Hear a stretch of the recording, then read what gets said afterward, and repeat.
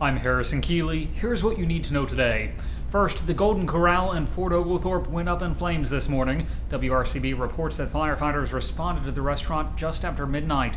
There's no word yet on what caused the fire or if there were any injuries.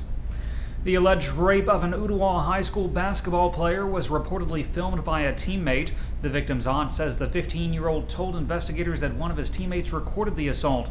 Authorities say a pool cue was inserted inside the freshman, rupturing his colon and bladder. The victim reportedly described the beatings to himself and other boys as something that happened on a regular basis. Ooltewah students returned to school today for the first time since the assault. The two Chattanooga police officers caught on video drag racing their patrol cars have been punished. They might be getting ready. Yep, there they go. Tax dollars going to the good folks.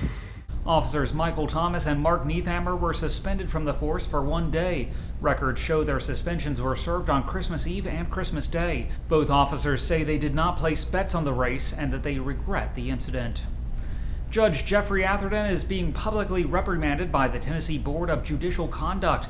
In August, Atherton refused to grant a Signal Mountain couple's divorce after the Supreme Court's gay marriage decision. He said the ruling derailed Tennessee's ability to determine what constitutes divorce. He later changed his mind.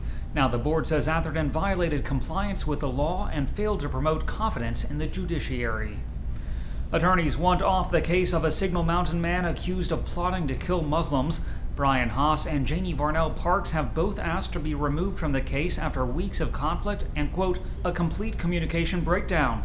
Their defendant, Robert Doggart, reportedly met with another attorney and said he wants new representation. His trial has been moved to March 7th.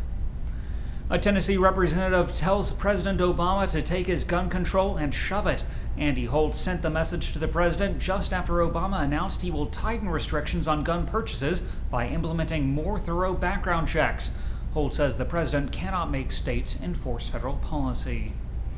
One of 3 people charged with theft from the South Pittsburgh Housing Authority is pleading guilty to felony charges.